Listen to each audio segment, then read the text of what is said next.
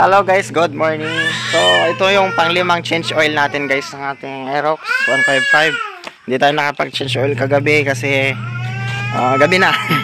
Pangit mag-change oil lang gabi. Maaga sana tayo ngayon, meron tayong pupuntahan pero wala, hindi tayo makaaga kasi kailangan natin mag-change oil. So itong motor natin, ewan ko kung ilan yung natakbo niya. Tingnan natin. Wala pa akong videographer eh. Check natin. Kung ilan yung natakbo niya.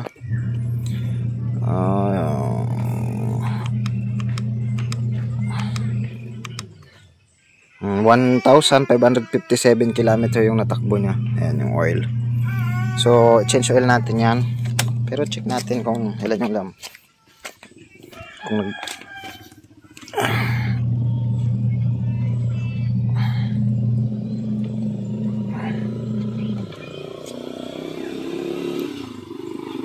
okay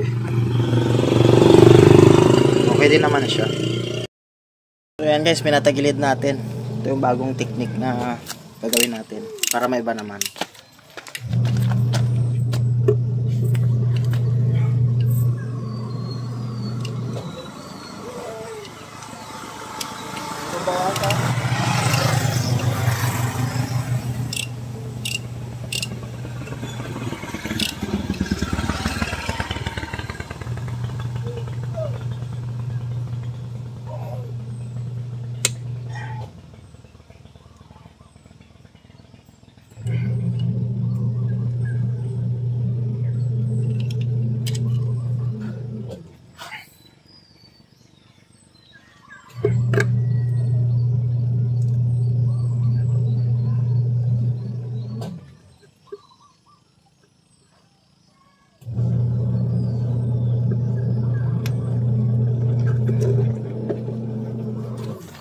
Ayun, no?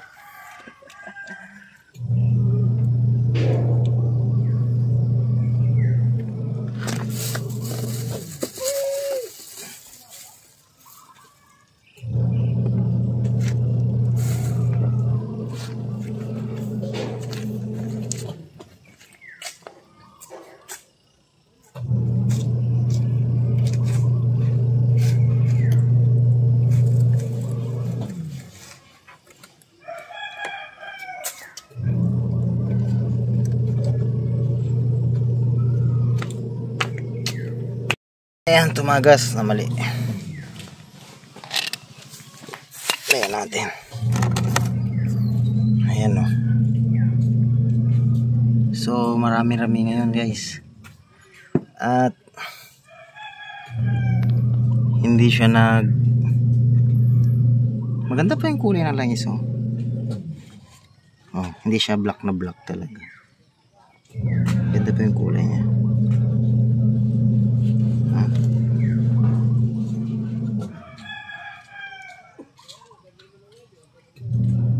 Ito natin.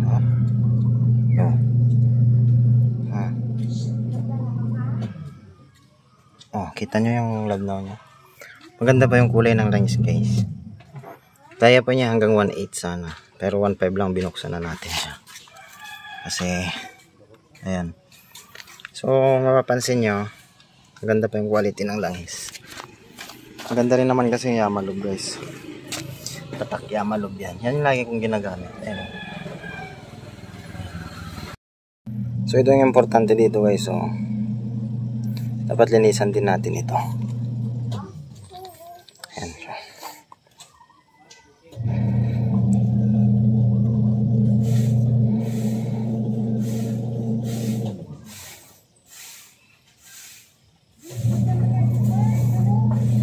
Mamaya sasabihin ko kung ano yung mga napansin ko dito sa Aerox 155 natin. Magbibigay ako ng konting review kung ano yung mga honest review ko dito sa Aerox 155 sa matagal na paggamit ko din, sa tagal niyang paggamit ko na ngayon, kung ano yung mga na-experience ko.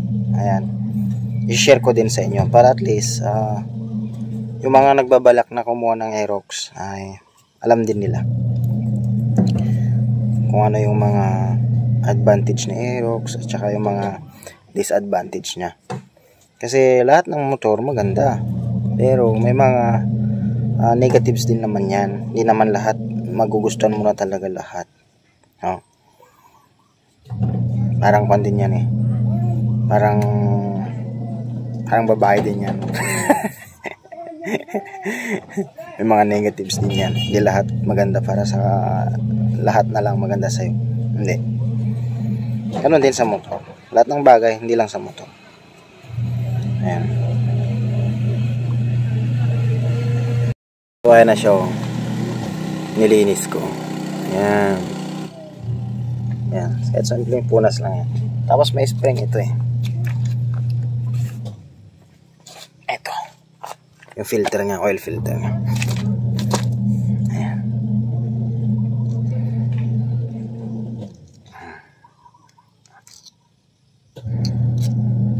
Dampi-dampian ko lang ganyan. So far malinis naman siya. Tapos ito ating Yamalog, buksan na natin. Ayan.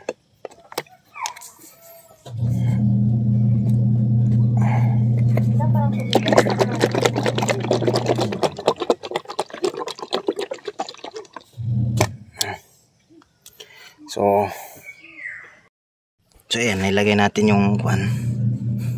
Ayan, pinatagilid ko siya guys. Oh, ayan.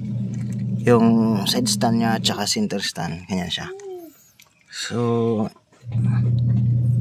nakakon na siya, nakapatagilid para hindi mahirapan konti. So ayan, iniikot ko muna siya sa kamay. Ilagay ko na rin yung spring.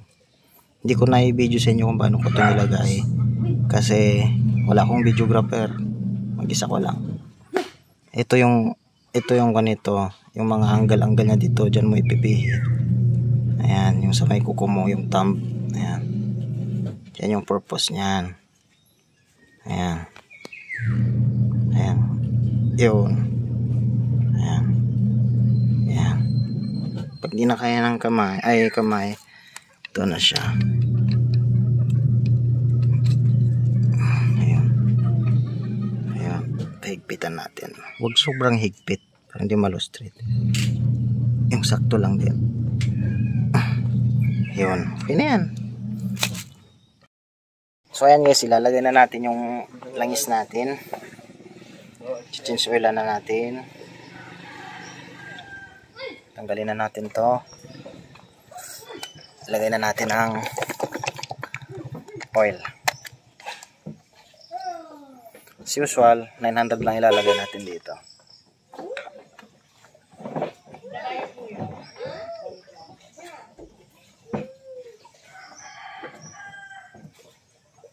Ayan guys, oh. Oh. Kulay blue guys.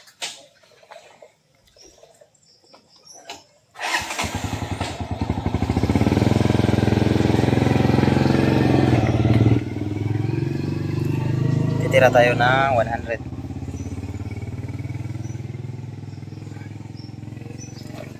Hindi makita. Marami pa.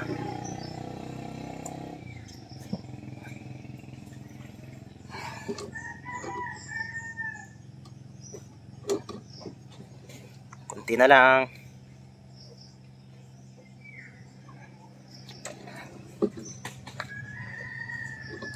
Kunti pa.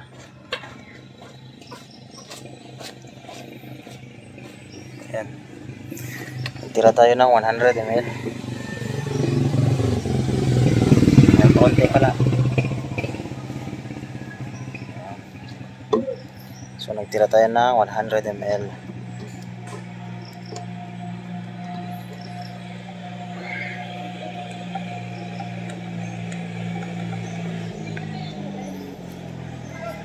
Balik na natin.